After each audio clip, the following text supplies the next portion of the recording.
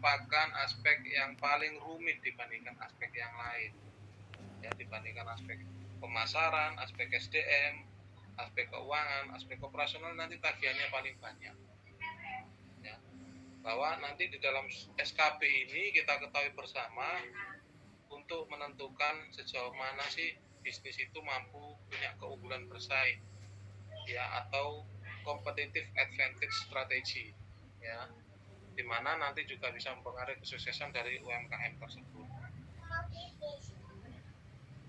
Kemudian aspek yang dikaji ya ada pemasaran, ada operasional, ada SDM, ada keuangan, ada aspek sosial, pendukung, dan yang lain-lain. Ya, ini yang di SKB. Nah, ini ya. Jadi di pemasaran kita membahas tentang target pasar dan kebutuhan pasar. Bagaimana sih pasar itu? Pasar merupakan ujung tombak bagi bisnis. Benar ya kemarin begitu ya? Iya benar Pak. Ya, ujung tombak. Ya, namanya ujung tombak itu kalau nggak dapat mangsa duluan ya nggak bisa hidup yang lain. Itu benar. Marketing itu penting sebagai ujung tombak yang membawa dana itu masuk. Setelah dana masuk, dana itu dioperasionalisasikan sampai menjadi keuntungan. Oleh siapa? Oleh HRD, orang-orang yang ada di dalamnya, dan juga dihitung oleh bagian keuangan. Ya, bagian HRD, dia nanti akan bercerita tentang bagaimana SDM-nya, bagaimana rekrutmennya, struktur organisasinya, ya. Gampang, cuma ada 2, jadi pengelolaan tenaga kerja. Marketing gampang, dia cuma cerita pasarnya, bagaimana promosinya, bagaimana segmentasi target positioningnya, ya. Jadi itu aspek marketing. Aspek keuangan nanti tinggal sisa dari kuantitatif aspek yang lain dimasukkan di keuangan, ya. Itu aspek keuangan. Jadi aspek keuangan nanti menghitung dari marketingnya berapa, operasionalnya berapa, HRD berapa. Nah, yang paling rumit nanti di operasional. Nanti apa Pak yang dibahas di operasionalnya? 1, perencanaan produksi. Ya, mulai rencana produksi itu mau diapain produknya, tipe apa saja. Misalnya, Pak, saya dapat observasinya di UMKM tas. Oke, tas itu tipe apa aja? Ya. Oh, tasnya ini ada, dia membuat 5 tipe Pak. Tipe mawar, tipe melati, tipe anggrek, kemudian tipe bunga matahari, kemudian tipe apa lagi ya, misalnya ya, bunga rafflesia misalnya, kayak gitu. Tipe-tipe aja, atau dinamain tipe lah, atau tipe ABCDE lah segampangannya. Maka setiap ABCD itu nanti harus dianalisis bagaimana perencanaannya. Tipe berbeda itu apa keunggulan dari masing-masing produknya, apa yang menjadi penciri A, penciri B, penciri C, dan seterusnya, ya. Itu baru perencanaan produksi. Belum lagi kesiapan sarananya, bagaimana alat-alatnya, kesiapan alat-alatnya bagaimana, semua dibahas. Belum lagi layout juga dibahas, ya, bagaimana gambar denahnya, bagaimana tempat produksinya itu layak atau tidak, ya. Ada berapa ruang-ruang yang ada di pabrik itu digambar nanti. Ada juga kapasitas produksi, yang menyangkut kapasitas ini jelas, ya. Berapa sih dijual, berapa sih produksi seharinya, sebulannya, setahunnya. Nah, itu harus terhitung, ya. Dan bagaimana manajemen persediaan? Kalau kulit, itu kulitnya disimpan berapa persediaannya.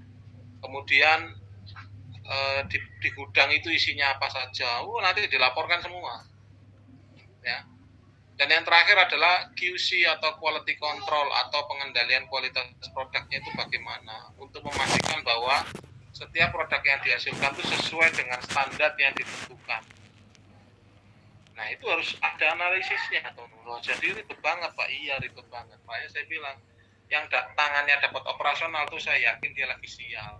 Oleh karena itu, mari kita bantu bersama. Jadi nanti ketika kalian sudah di lapangan, ya, yang marketing silakan jalan duluan. Dia tanya tentang marketing. Yang HRD dan keuangan dan pendukung gabung dulu di operasional, uprek-uprek operasional dulu, membantu operasional mengisi data-data dari perusahaan tersebut atau dari bisnis tersebut. Kalau sudah 75% jalan, HRD baru mulai tanya tentang tenaga kerja. Ya. Kemudian aspek pendukung silakan tanya tentang aspek pendukung yang lain. Ya. Jadi operasional ini karena berat, maka harusnya ditanggung bersama. Meskipun seringkali kalau di manajemen itu dibagi 5, aspek marketing sendiri, operasional sendiri, HRD sendiri, keuangan sendiri, pendukung sendiri. Nah yang pendukung sama keuangan itu saya minta mesti bantu operasional dulu. Jadi 3 orang ini nggarap operasional dulu. Saking banyaknya tagihan. Ya, saking banyaknya tagihan nih. SKB ya. Nah, oposisi yang dibahas dari operasional ya nanti kira-kiranya seperti ini yang harus dibahas di aspek operasional. 1, pemilihan desain produk yang akan diproduksi. Tadi saya bilang tipe A, tipe B, tipe C seperti apa, ya, apa keunggulannya, apa keunikannya. Itu kalau tas Pak. Nah kalau rumah makan apa kira-kira?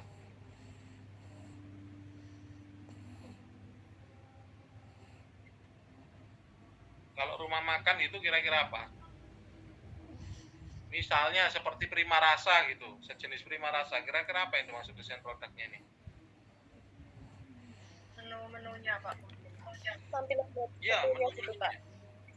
Ya, menu utama yang dianalisis. Nggak usah menu tambahan, wes anggaplah menu utama. Menu utamanya apa? Menu utamanya mungkin ayam bakar, ayam dan ikan. Nah, kalian silakan analisis bagaimana restoran sejenis Prima Rasa ini tadi mempersiapkan ayamnya. Ya. Mulai ayamnya dibumboni apa? Diungkep berapa lama? Ya. Kemudian digoreng berapa lama dengan suhu berapa? Harus tahu semua. Desainnya nanti seperti apa? Yang ikan pemilihannya seperti apa? Bagaimana pembersihan sisiknya? Dilakukan oleh siapa? Ya, kemudian nanti pemasakannya gimana? Diungkep berapa lama? Apa aja bumbu ungkepnya? Ya semua disebutin. Gitu. Itu di operasional, teman. Ya. Itu persiapan produk. Ya, persiapan produk. Jadi kalau ada yang membuat anyaman ya, apa aja bahan-bahannya? Bagaimana desain anyaman tersebut? Warna apa yang dipilih? Kemudian bagaimana apa bahan warna-warnanya itu desainnya itu nanti dijelaskan. Makanya saran saya ketika SKB jangan milih UMKM dengan banyak produk. Paham ya? Jangan memilih UMKM dengan banyak produk. Contohnya apa Pak? Contohnya rumah makan. Susah itu. Saya jamin susah. Lupa nanti ST juga gitu Pak. Iya, ST misalnya. Itu gulanya berapa? Dalam satu takaran tehnya berapa gram, berapa kilo, airnya berapa liter, gulanya berapa kilogram. Gulanya merek apa? Gulanya dicampur dulu atau digodok terpisah atau direbus terpisah dulu, itu dijelaskan semua. Desainnya nanti seperti apa. Baru bahas es teh, untuk bahas es jeruk, baru bahas es campur dan yang lain-lain. Ya, makanya saran saya jangan. Apalagi ada yang paling susah kemarin yang sempat saya temui. Apa coba? Paling susah adalah apotek. Apotek paling susah. Jangan milih, saya mau neliti SKP di apotek. Ya mati neng apotek. Obatnya segitu banyak. Ya kan? Obat tipe A, B, C, D, F, G, H, I, J, K, L, M, N, O, P, sampai A1, A, B, B, C, banyak tipe obat. Wah, ribet. Nggak bisa ngitungi satu persatu. Jamin. Ya. Jadi aspek operasional itu nanti harus bisa sampai mengukur satu produk itu harganya berapa. HPP-nya berapa. Ya. Misalnya ST dijual berapa sih tuh? 4.000 Pak. Aslinya gawe ST ki piro sih Pak? Jadi dari bahan sekian dibagi sekian terus kemudian jadi sekian gelas, maka harusnya ST ini harganya 2.500. Nah kalau dijual 4.000 untungnya berapa? Untungnya 1.500. Dia jual berapa gelas? Kira-kira sehari 100 gelas. Berarti keuntungannya berapa? Tinggal dikalikan dan seterusnya. Itu baru ST. Es jeruknya berapaan? Terus bahas es jeruk. Gurami bakar berapa? Gurami goreng berapa? ayam bakar, ayam goreng, sayur. Yes. Alamat. Ya, cari UMKM yang kira-kira produknya khusus dan banyak jenisnya, sehingga kita bisa ngitung dengan mudah gitu ya, dengan mudah gitu loh. Nah, itu baru desain produk, desainnya nanti seperti apa. Kemudian kapasitas perusahaannya, kapasitas produksinya, kira-kira mampu menghasilkan berapa unit, itu juga harus dianalisis. Ya, kira-kira bisa mampu menghasilkan berapa unit. Kayak tadi misalnya tas, sebulan berapa mbak tasnya? Oh, sebulan itu 30 pak, berarti sehari satu. Iya, sehari satu. Menurutmu efektif nggak? Saya lihat sih ada yang duduk-duduk pak, ada yang rokokan masih itu ya, jadi kayaknya nggak sehari satu, harusnya bisa sehari dua. Nah, itu dijadikan masukan bagaimana menghitung kapasitas produksi dari suatu usaha gitu. Apakah sudah maksimal, optimal atau enggak? Kalau sudah optimal ya kita bilang sudah optimal, kapasitas maksimalnya sekian. Itu baru kapasitas. Di bahasan yang ketiga tentang mesin dan teknologi yang serta peralatan yang digunakan. Pemilihan mesin dan teknologi. Oh pak, di situ ada komputernya pak. Berapa komputernya? 2 pak. Harganya berapaan? Harus tahu. Oh pak, di situ ada gunting pak. Berapa guntingnya yang dipakai dalam produksi? 10 pak. Berapa harga guntingnya kali 10? Harus tahu. Ya. Pak, di situ ada sendok pak. Sendoknya ada berapa? Ada 100 pak. Berapa 100 sendoknya kali 100? Semua dihitung. Semua diamati. Jumlahnya, kualitasnya, sendok merek apa, dan seterusnya. Sehingga kita tahu betul bagaimana dia mengoperasionalkan dengan aset-aset, dengan alat-alat seperti itu. Dia punya mesin jahit pak, mesin jahitnya berapaan? Mesin jahitnya itu 10 pak. Terus semua sama pak. Coba dicek lagi, mesin jahitnya umurnya sama atau beda? Oh ternyata beda pak. Yang 5 belinya 5 tahun lalu, yang 5 belinya 2 tahun lalu. Harganya sama atau beda? Beda pak. Ya beda. Sama halnya begini, operasionalnya menggunakan 2 mobil Xenia, Avanza, tapi satu mobil Avanza beli 10 tahun lalu, baru tapi 10 tahun lalu, yang satu baru beli 5 tahun lalu. Harganya sama atau beda? Beda pak. Beda. Maka itu juga harus dianalisis teman-teman. Bagi operasional itu harus dianalisis, umurnya berapa, usia ekonomisnya berapa, sekarang nilainya berapa, kira-kira harganya sekarang berapaan, baru sampai ketemu. Baru mobil, motornya pak, oh iya motornya berapa? Motornya ada 8 ya pak, ya kira-kira berapa harganya 8 itu, gitu. Harus dicatat semua, kira-kira sekarang dia bergerak itu dengan kapasitas alat yang harga berapa gitu loh, mesinnya, teknologinya, ya kan, alat-alat yang lain ya. Oh pak, di rumahnya itu selain dia alat produksi, dia juga punya etalase pak untuk majang, dia juga punya studio atau apa ya, toko yang berisi etalase kaca itu untuk memajang tasnya pak.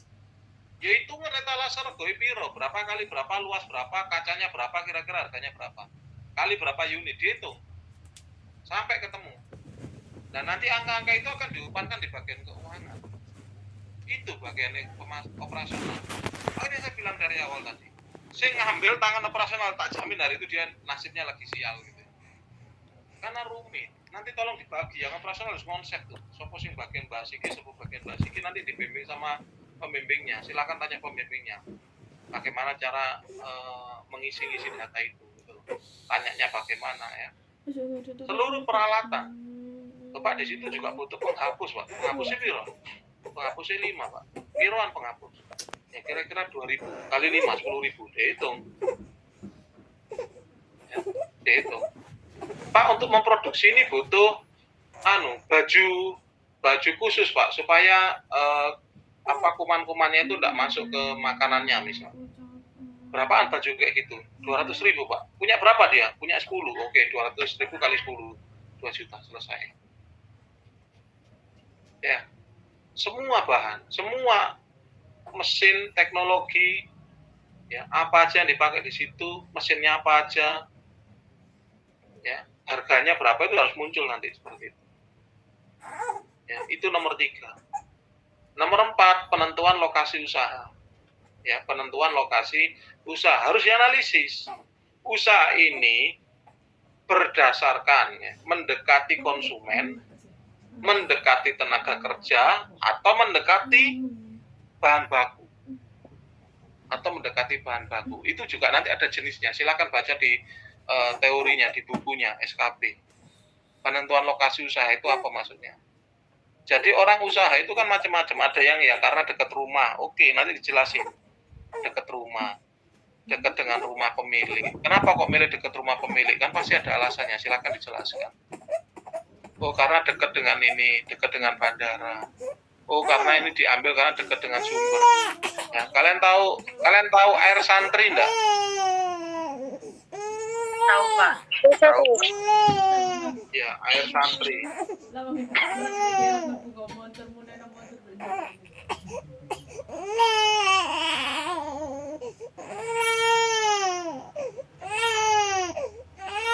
Air santri. Air santri itu dulunya airnya dibawa ke pesantren, didoakan pesantren, ditaruh dikemas di botol, dibagikan. Lama-lama bawa air itu ternyata butuh biaya mahal. Akhirnya santri mendirikan pabrik sendiri dekat sumber, gitu loh.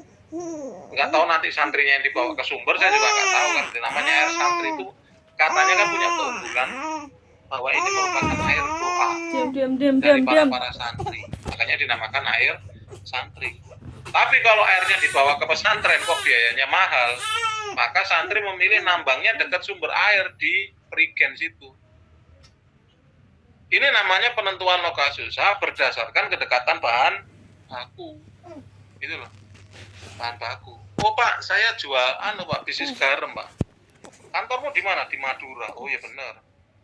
Karena bahan baku garam paling banyak di Madura. Gitu. Itu namanya bisnis mendekati bahan baku. Mendekatkan. Ya. Ada juga bisnis yang mendekatkan dengan konsumen, ada. Pak, saya itu jual beli ini Pak, sagu Pak. Di mana? Ya kebetulan saya punya kebun sagu banyak, ya saya jual di sekitar Papua sana. Saya punya kantor dekat Papua sana. Oh ya udah. Berarti itu kantornya adalah mendekati pasar, mendekati pembeli. Ada Pak analisis itu, ada. Wah ya apa Pak jelasin? Nah, silakan besok ditelusuri ya, operasional. Nomor 5 yang dibahas, penataan layout. Bagaimana tata letak mesin, bangunan, fasilitas lain pun ditatanya sudah tepat atau tidak, nanti dibahas. Penghitungan skala produksi yang ekonomis, kira-kira masih itu produksi berapa sih? Kira-kira nek pesennya itu berapa sih sekali maksimal dia berapa sih bisa kasih ini? Ya, berapa sih dia harus pesen bahan baku?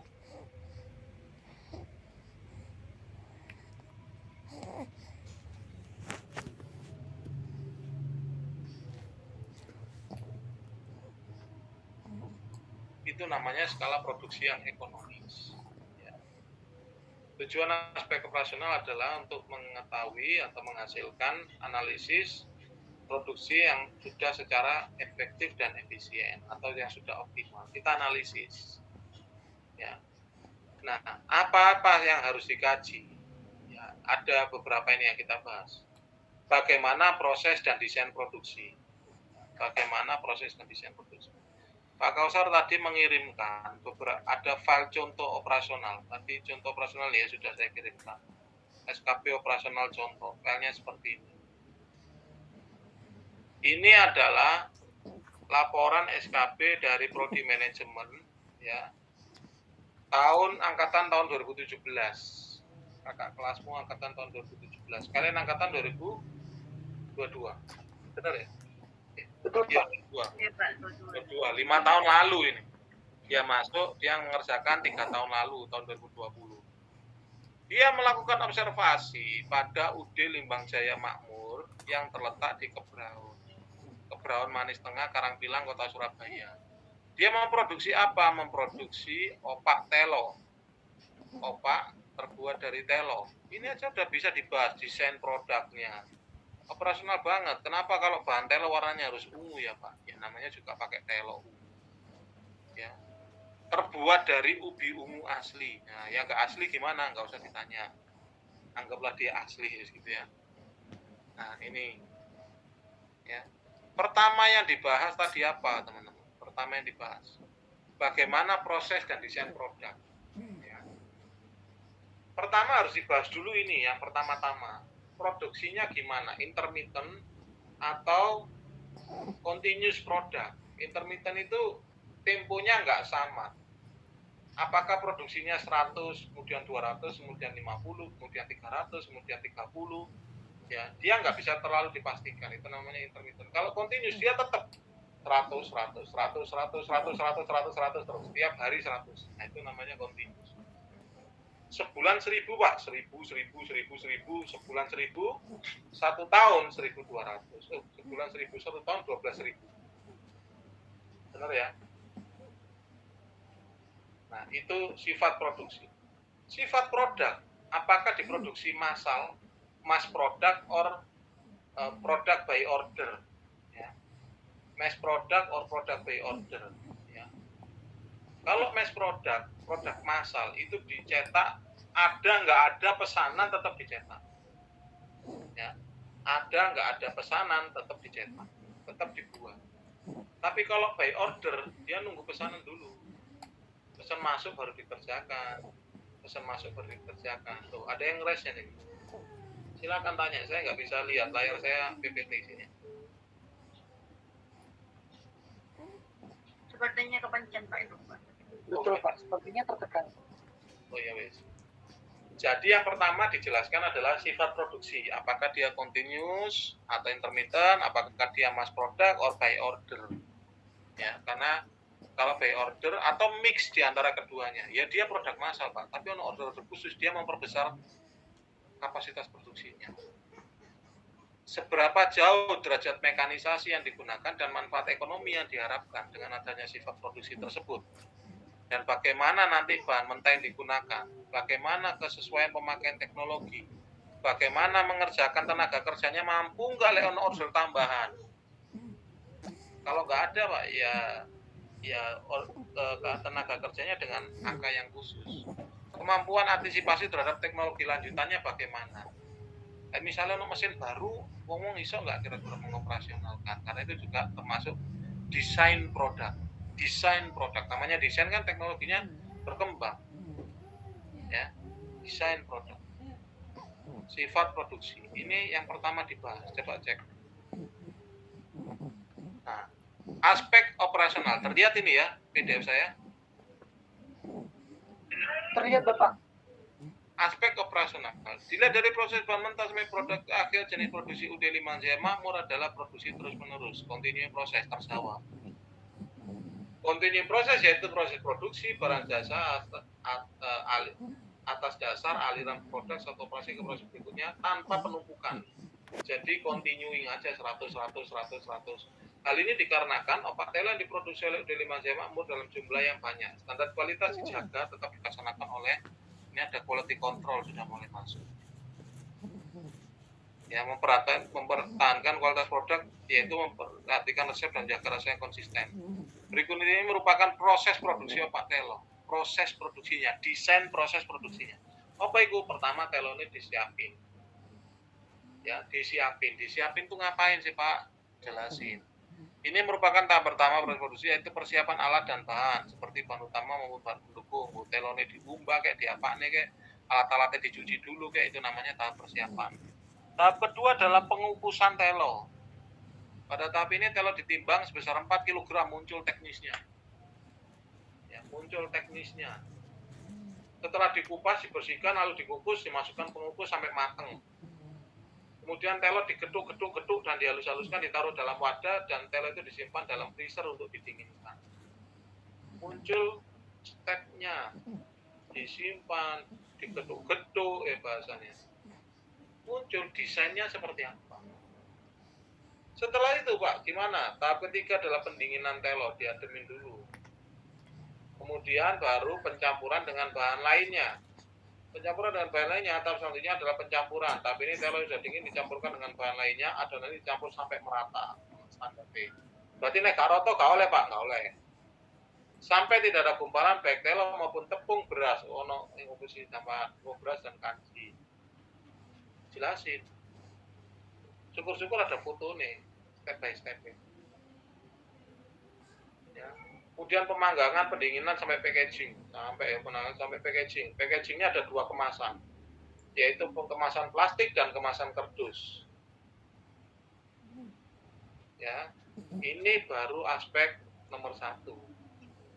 Desain dan prosesnya bagaimana. Harusnya dijelasin tuh. Contoh lain, bimbingan saya banyak, cuman saya nemu ini dulu. Untuk contoh sementara aja.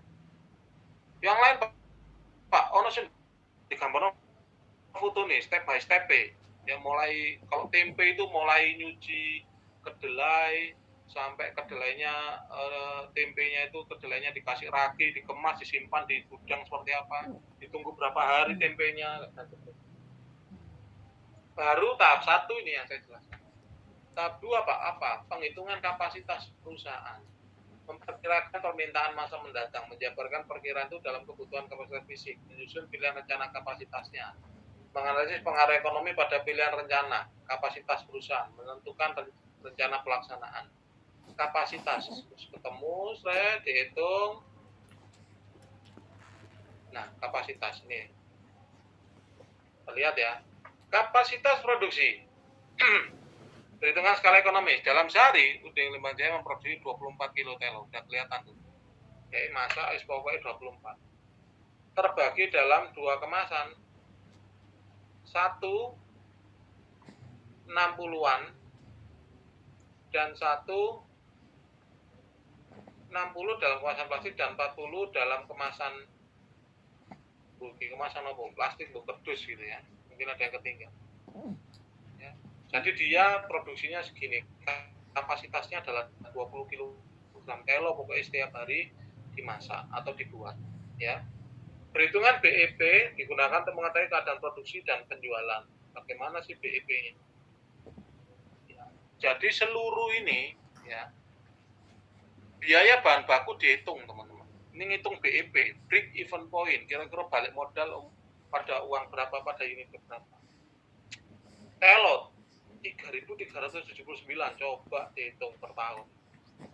Tepung tapioka setahun butuh 1.690 kg, harganya sekian. Kudu regane tepung tapioka. Gula yang dibeli setahun 1.200, 1,2 ton, regane 15.000-an, Pak. Kudu regane gula. Lampok kira. Ya. Bahan baku 2018, bahan baku 19, hitung, seret ketemu. Tabel saya menunjukkan bahan baku. Harga bahan baku telo 12 kg per hari sampai kebutuhan biaya bahan baku sehari itu setahun produksinya itu butuh 118 juta bahan baku. Setahun 118 juta setahun. Ya. Kemudian biaya overhead, biaya listrik, kemudian biaya air, total setahun 18 juta.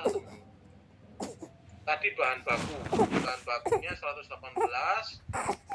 total biaya lain-lain transportasi, pemeliharaan, wifi dan seterusnya overhead pabrik 18 juta.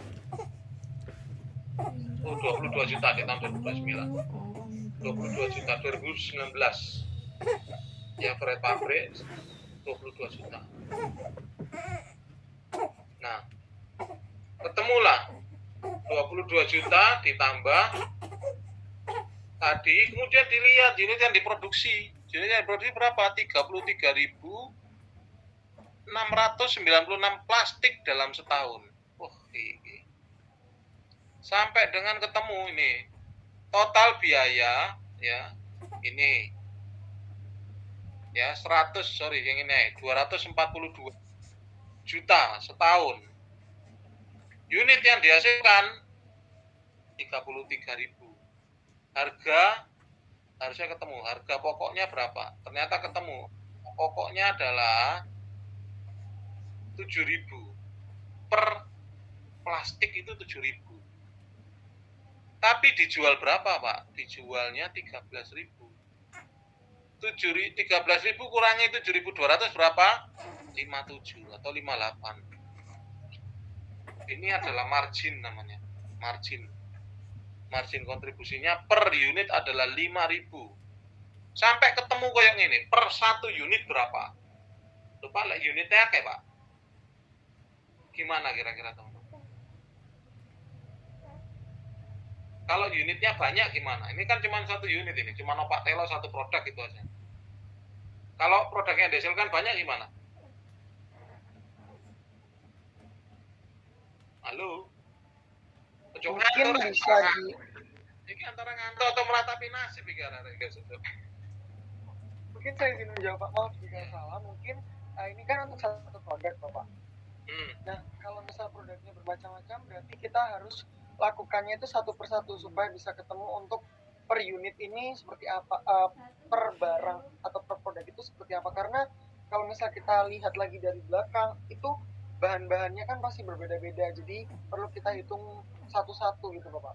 Betul. Jawabanmu tak kasih nilai 1 sampai 100 itu 99. Tak jamin. Benar, valid, dan tujuannya jelas. Bahwa setiap produk itu bahannya beda-beda, Rek. Ono sing pakai 5 meter kain ditambah 2 kilogram benang. Ono sing 4 meter kain ditambah ini, tambah ini, tambah ini. Kalau itu misalnya tekstil. Tiap adonan berbeda.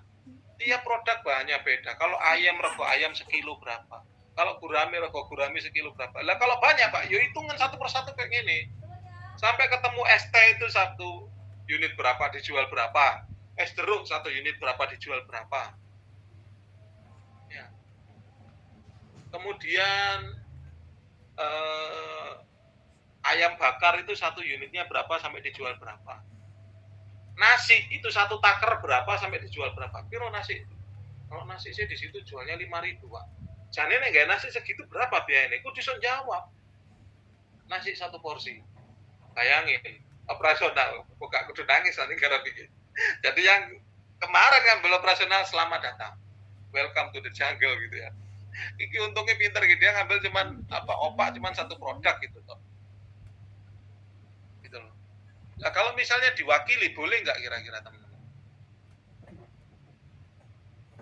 Misalnya begini. Kalian observasi SKB di Prima Rasa wis. Terus mbok wakili aja, yang mbok hitung ayam bakar itu boleh nggak? Kurang boleh nggak sih Pak? Soalnya harus semua menu utamanya dia. Iya betul. Karena di divisi pemasaran, temanmu yang pemasaran depan, yang pertama kan depan kan pemasaran, itu ngitung KB pendapatannya. Bu, pendapatan Prima Rasa berapa Bu setahun? Oh sekian ratus juta. Oh iya. Begitu operasional mikir, wah sekian ratus juta ini produknya kerek tuh, gue bisa ngerti 1 terjual berapa, ayam bakar setahun berapa, ayam goreng setahun berapa, gurami bakar setahun berapa, gurami goreng setahun berapa. Enak pemasaran, cuman kari ngitung total itu. Ya kan? Udah operasional. Bisa menteret muntah-muntah antar garape gitu loh. Makanya berat ini SKP. Ya, makanya Pak Tony nggak terlalu berani, makanya ngajak manajemen, karena manajemen udah terbiasa ngarep SKP. Mas, kemarin telepon saya Pak Tony, Mas tolong dibantu Mas, SKP di IE. Oh iya Pak, siap. Area IE siap nggak ya gini? Soalnya SKP ini berat sebenarnya. Apalagi kalau tiban sial dapat produknya seperti ini. Makanya saran saya cari usaha yang produknya itu gak aker. Contoh, ada beberapa contoh kayak ini. Kesenian kerajinan bak sampah dari ban bekas. Cuma 1 doang. Ban bekas dijadikan sampah, selesai. Ngitung berapa harga ban bekas dijadikan bak sampah itu berapa, dirubah jadi berapa, dicat, dirubah butuh apa bahannya bisa. Contoh lagi yang paling saya seneng adalah, yang paling sering saya ceritakan adalah almond crispy. Almond crispy itu saya baru tahu, bener-bener riset dari anak-anak. 1 unit almond crispy, kamu tahu nggak harga almond crispy berapa? Coba di search. 70.000 ya Pak ya? Coba ini tak cek. Almond crispy khas Surabaya. Harga.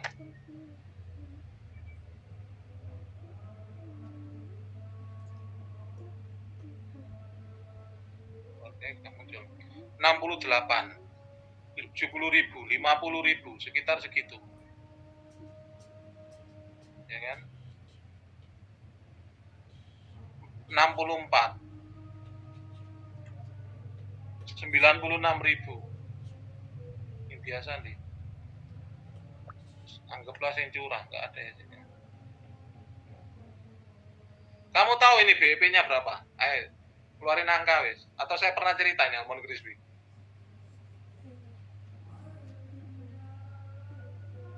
Di kelas saya sepertinya belum, Pak. Belum. Atau kalian tebak aja, kira-kira berapa buat satu produk ini Almond Crispy? 50.000 mungkin. Berapa? 50.000 mungkin. 50.000. Oke, yang lain? Ada yang punya Mungkin ide? setengah dari harga mungkin, Pak. Oke, setengah dari harga. Anggap 32.000 wes ya. 32.000 anggap aja. Yang lain? 65.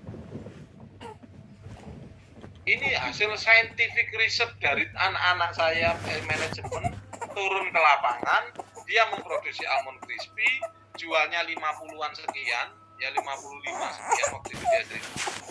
HPP-nya 17.000. HPP-nya 17.000. Saya tanya itu, Mbak kon gak tekon tambah ning sing duwe. Kok bisa Bu 17.000 dijual 55? Iya Pak, sudah saya tanya Pak. Jawabannya apa kira-kira? Jawabannya apa kira-kira kok bisa seperti itu? Mungkin karena itu ya, Pak, ada embel-embel oleh-oleh gitu loh, Pak. Oke, satu mungkin ada embel-embel oleh saya. Karena itu satu-satunya yang jualan di Surabaya, Pak. Karena dia menganggap dia satu-satunya jual di Surabaya, kayaknya itu nggak masuk. Soalnya Almond Crispy itu gampang buatnya ternyata. Jadi mahasiswa manajemen tuh sudah tahu caranya. Kan ada kesempatan untuk belajar di sini. Epo-epo ngerjain tugas SKP, padahal dia juga ngamati. Ya apa sih cara nggawe ini Almond Crispy? 17.000 ditanyain.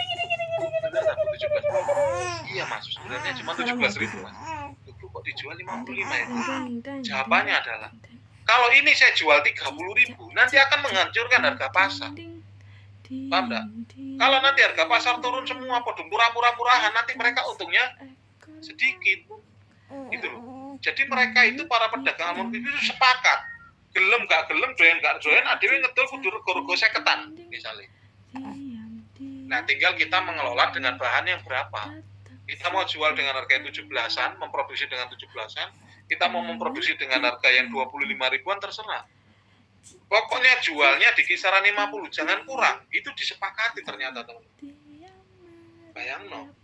Terus saya ngomong sama anak-anak, pun gak pingin arek dodol Almond Crispy, wis seru carane, wis seru bahane, wis seru cara gawene, wis seru ovene piro, wis seru cara tenaga kerjanya bagaimana, bekerjanya, tekniknya, pun gak pingin nang Almond Crispy. Saya bilang gitu. Kok oleh pengen tak modali. Saya sampai bilang gitu. Iya Pak ya, menarik Pak ya. Nah, itu manfaatnya SKP tanpa kamu sadari. Dia sampai harus tahu satu unit berapa. Kalau kamu nggak melalui SKB, kan nggak akan ngalami kayak gitu. Kalian nggak akan ngalami kayak gitu. Justru karena SKB itu kan akan mendalami itu tadi. Makanya cari benar-benar objek yang tepat untuk menggali ilmunya tadi. Ini apa sih cara bisnis ini? Layak nggak ya bisnisnya? Almond Crispy itu legend. Saya sampai ternganga. Saya tak ulang-ulang. Bener tak Pak? Bener Pak. Saya tanyakan ke ownernya itu bener Pak. 17.000 loh cuma. Tapi kok dijual 55? Ya itu Pak jawabannya. Dia nggak mau ngurus harga pasar. Kalau dia jual 30 bisa. Orang akan lari ke dia. Tapi ujung-ujungnya pasar akan hancur, harga semua pada lomba-lomba turun. Akhirnya pada jual murah-murahan, akhirnya pada gak oleh untungnya Pak. Oh iya juga ya. Jadi mereka udah sepakat gitu. Saya bilang iya, mereka sepakat Pak. Oh iya. Itu ternyata kuncinya. Kesepakatan penjual. Tahu dari mana? Dihitung kayak gini rek Almond Crispy, almondnya piro tepungnya kamu nggak tahu gitu. Tepungnya itu tipis loh. Iki loh. Tepungnya tipis, almondnya gak sepiro akeh. Lihat ini. Almond loh diiris berapa kali nih, irisannya tipis banget dan isinya cuma mungkin hanya ya 5 sampai 7 mungkin butirannya itu. Tipisnya itu tipis banget, berapa milimeter cuma. Ini loh kalau jatuh remuk. Kemasannya itu kan aneh gede, pas dibuka. Nah, isinya segini pas dibuka rongganya banyak. Ini loh berapa layar? Cuma 1, 2, 3, 4, 5, 6, 7, 8, 9, 10, 11, 12, 13, 14, 15. Paling sekitar 20 buah, 40 buah. Kan aneh gede ini sak ini. Tuh, isinya cuman kayak gini. 1, 2, 3, 4, 5, 6, 7, 8. Cuma 8 tok ya. Iki cuma 5 iki. 1, 2, 3, 4, 5. Lo cuma 5 almond. Wah ya itu regane larang ya kan. Almond yang murah sebenarnya. Kita beli sekalian. Tuh. Ini legend ini bimbingan SKB. Saya paling legend. Saya ceritakan dari kelas ke kelas itu. Gila itu. Kelas dapetin kayak gitu. Bagus, pintar. Maksud saya dia jeli banget. Dan izinnya kan tidak mudah. Dia ngelobi gini. Nah, maksud saya cari bisnisnya kayak gitu. Yang bisa kalian benar-benar itu dapat value-nya. Dapat nilainya. Cuma kurang sekedar SKB. Kapasitas perusahaannya kehitung. Uang crispy-nya setahun piro Pak? Kehitung. Ini tadi kehitung. Berapa unit? Sampai ngetokno 33.696 unit per tahun itu gak kurang kerjaan nih kayak ngitung. Ini ngitung nih ya sebenarnya. Cuma tabelnya dihitung sama dia menentukan setahun ternyata sekian unit gitu. Bayangin. Aspek operasional. Repoti temenan ini. Ya, makanya saya bilang kemarin saya dapat operasional tanganmu lagi sial loh isiku. Itu jadi saya masih seneng itu kalau lagi opioan itu ya. Pas lagi undian tuh Pak Kausar seneng. Tak lihat ekspresinya. Begitu dapat pendukung paling menteng itu pendukung. Nggak ngapa-ngapain, cuma tanya punya PRT, punya amdalnya dikelola baik. Iya. Terus di sini izin-izinnya lengkap, ada halalnya, ada selesai. Cuman gitu doang. Operasional ngitung sendok, ngitung garpu, ngitung mangkok, ngitung piring, yuk, robot. Ya, ini gambaran. Ya, makanya Pak Kausar ngomong kayak gini nggak pengen tak ulang-ulang, Ren. Ayo di aja bareng-bareng kemarin kan situ juga. Sekalian aja Pak Kausar bilang. Karena Pak Kausar nggak sekalian, aduh, ngomong kayak gini sampai muru-muru ya, so berbusa gitu ya. Setelah kita bahas kapasitas, next bahas apa? Kesiapan input bahan baku. Bagaimana quality control? Tadi quality control udah dibahas ini. Quality control udah dibahas ini. Sekilas. Salah. Quality control. Oh, iki mau no quality control iki. Nah, standar kualitas ada bla bla bla wis. Bahan bakunya Pak ya Pak, iki dibahas. Bahan pembantu, penolong, mesin, peralatan, pendukung dan yang lain-lainnya dibahas ini. Bahan baku nih. Oh, ini masuk persediaan ya. Bahan baku masuk dia.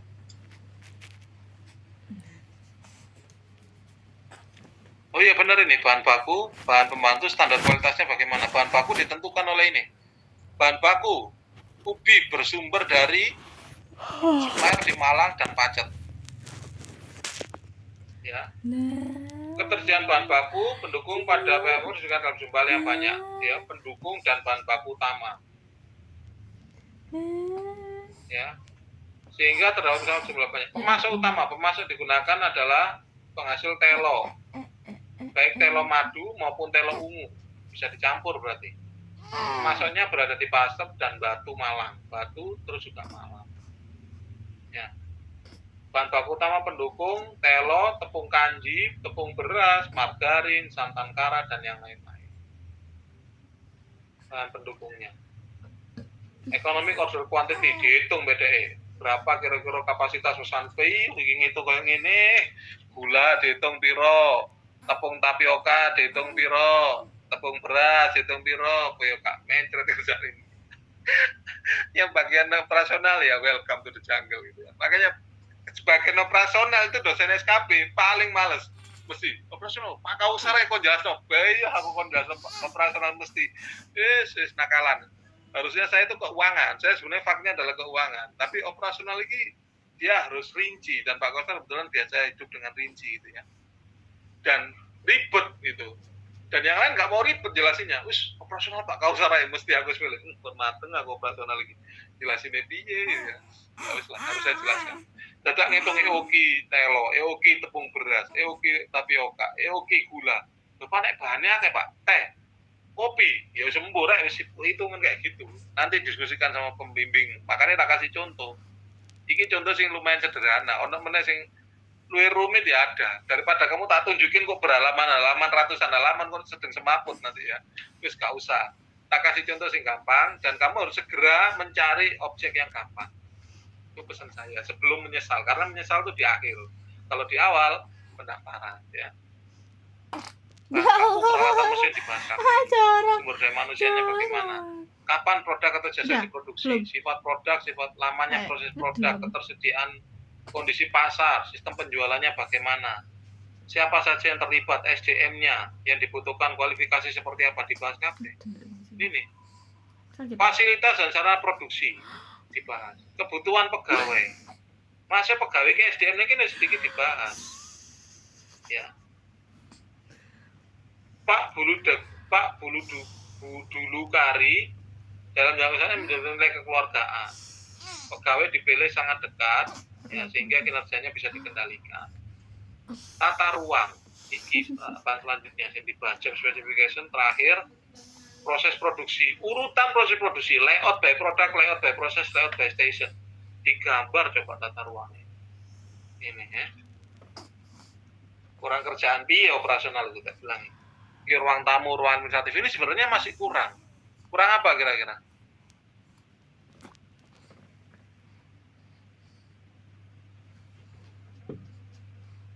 Kurang apa? Ada yang tahu? Kurang alur. Alurnya. Coba ini, alat-alat yang dipersiapkan. Coba lihat. Pencetak opak 10, mixer 1, regone 7.600.000. Numbuk punya 1, pengukus 1, wadah plastik 10, centong 3, baskom 3, apa gak sendok garpu dihitung pisan iki. Toples besar masuk. Timbangan digital 1, oke, timbangan kue ono dhewe. Wis, freezer 2, kayak 5 jutanan. Kipas angin, dadak kipas sih lo nganggur dihitung kalau diproduksi. Kompor piro Pak? Sito. Hasil bijine Pak? Oh iya, ono tabunge sito. Meja, kurang kerjaan apa itu meja dihitung? Oh iya, mejanya ada 5 Pak. Piroan mejone? 100 ribuan Pak, berarti 500, oke. Kursine Pak, kursine piro? 5 Pak, oke. Pironan kursi? Kursi lo dihitung, kurang kerjaan apa coba operasional Anda nih? Kursi dihitung, ini namanya dadi kok kita kasih contoh bacaan dewi. Ya yang operasional, ya lo tolong ya nih, rek, tolong lah rek. Tolong akeh bangun sih rek. Iki lek operasional gak mari, liyane gak mari kabeh udah. Karena rinciannya inti ada di sini gitu loh. Kalau ini oke, yang lain tinggal nyesuai doang itu. Fasilitas pendukung, kamar mandi tidak dibahas. Fasilitas pendukung tempat parkir tidak dibahas. Burung kok ono musola dan yang lain-lain. Sehingga pekerja melakukan karyawan merasa nyaman. Kamar mandi para karyawan ini dapat mempermudah proses produksi dan membuat karyawan nyaman. Ya jelas lah, kalau kamar mandi bayang tetap musuh buang air mulai dhisik. Ayo bayangin. Kurang kerjaan apa operasional ini? Gitu loh. Layout gimana sih Pak? Layout digambar ya. Aslinya layout kayak gini. Nih, terlihat? Terlihat. Nah, ini proses layoutnya. Di layout ukurannya piro Pak? Oh iya, ukuran lebar ini 4 meter. Panjangnya gedungnya 9 meter, lebarnya 8,5 meter. Ruang pertama ukurannya 2 meter kali sekian meter, untuk hitungan dewe. Coba bayangin ini. Ini operasional gaweane datang gambar ini barang. Proses layout bagaimana pertama kali masuk, kemudian diolah sini, diolah mesin ini, kemudian masuk feeder line, kemudian di oven, dari di oven masuk tahap 9, tahap 11, dan tahap 10. Kemudian terakhir di penyimpanan tahap 9, storage-nya ada di sini dan seterusnya. Ya, kemudian bagaimana jualannya di sini ada pasien hall menunggu, konsultasi room kayak di bank itu kan gitu, CS sebelah sini, teller sebelah sini ya. Bagaimana pintu masuk kemudian diputar sampai dengan ada alur pintu keluar. Digambar ya. Kurang gawean opo operasional gak bilang. Ada nih.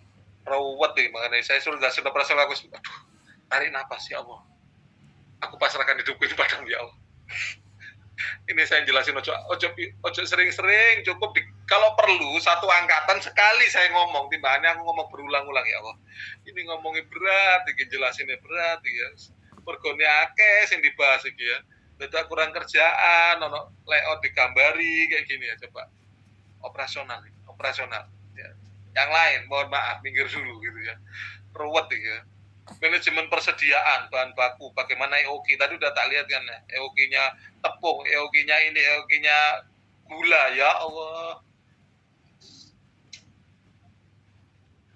Ya, malam ini yang operasional silakan bubuk dengan nyaman karena hari-hari ke depan akan terasa lebih berat gitu ya. Pengendalian kualitas produk seperti ini ya, pengendalian barang jadi seperti apa itu juga dibahas. Tata letak. Nah, tata letak. Warungnya loh, tata letak itu mempengaruhi. Lihat ini, apa nggak dipikir ambil uangnya, iki buah, iki sini. Kemudian cara ngambil lagi barangnya dimiringkan. Sementara ini kuape di bagaimana runtut kecepatan bahan bakunya, bagaimana mengambil bahan itu efektif dan efisien. Itu tata letak dibahas ya ini operasional ya Allah. Rak. Bagaimana sih tinggi raknya? Keamanan rak itu. Dan kenyamanan orang ambil nggak pakai jinjit dan seterusnya. Dibahas ya dengan operasional.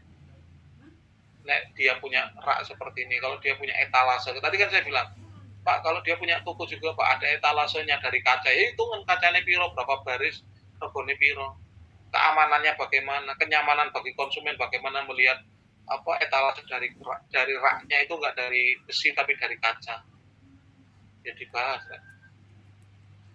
Kapasitas produksi, ya. Menurut saudara apakah hubungannya dengan kapasitas? Lihat wajahnya dua piro, bahan bakunya kayak apa, kapasitasnya berapa, wajan ini kayak masak berapa ayam, wajan ini berapa ayam, wajan yang atas ini satu wajan, toh ini kapasitasnya berapa ayam sekali goreng, yang sekali goreng itu berapa ayam nyemplung ya Allah ya Rob, kurang kerjaan apa gitu ya operasional. Sabar, sekadung kuliah ya. Ya itu, oke. Mungkin itu dari saya teman-teman sekalian ya, contohnya sudah saya berikan ya. Silakan saat ini saatnya untuk berdiskusi Ria.